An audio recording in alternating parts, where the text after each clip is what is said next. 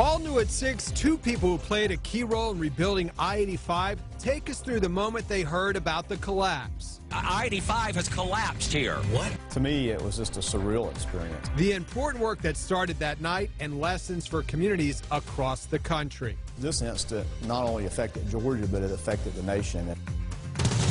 Live, local, late breaking. This is Channel 2 Action News at 6 p.m. Coverage you can count on.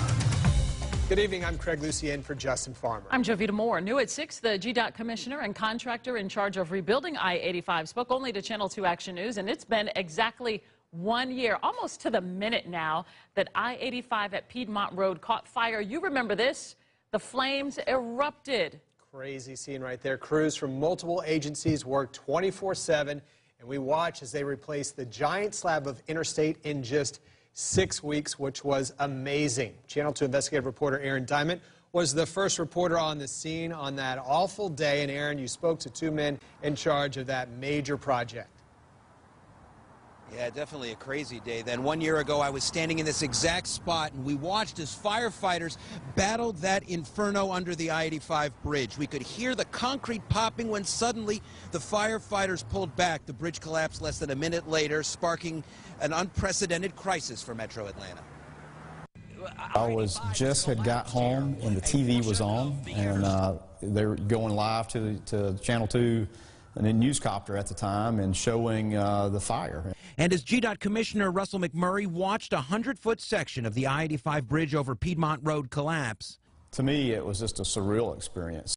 Looking back on one of the worst civil catastrophes in Metro Atlanta history, McMurray again tipped his hat to first responders. And if there had been an injury or a life lost, I mean, that's just unimaginable to me that the situation we'd be in.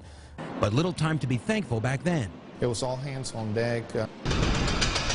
Road builder C.W. Matthews president Dan Garcia sent crews to the site within hours, a full week before signing a contract. And in this case, because of the trust and partnership, we just went to work. Demolition work began as soon as the flames went out, and contractors, their subs and suppliers stepped up, worked round the clock, and rebuilt the battered bridge in just 44 days. And this was a time to shine, and I think we did a great job. It was pressure, but it was good pressure. But pressure mounted on GDOT after investigators accused homeless man Basil Ellerby of setting fire to a chair that ignited a huge surplus cache of poorly secured, combustible petroleum-based pipe coils, which the department stored under the bridge for years. You know, I think everybody recognizes, well, you probably don't store those type of materials in that fashion in that location. An ongoing NTSB investigation will likely lead to new nationwide storage rules, but for Commissioner McMurray, the main silver lining. I think it really highlighted, at least at the federal level, how Georgia is one team. It doesn't really matter if it's local or state. It's one Georgia when we have incidents like this or other events.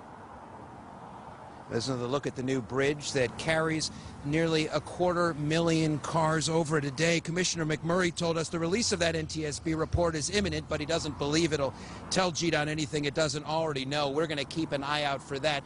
Meantime, regardless of what caused the crash, Commissioner McMurray and others call the recovery process a testament to teamwork. We're live in Northeast Atlanta tonight. Aaron Diamond, Channel 2 Action News.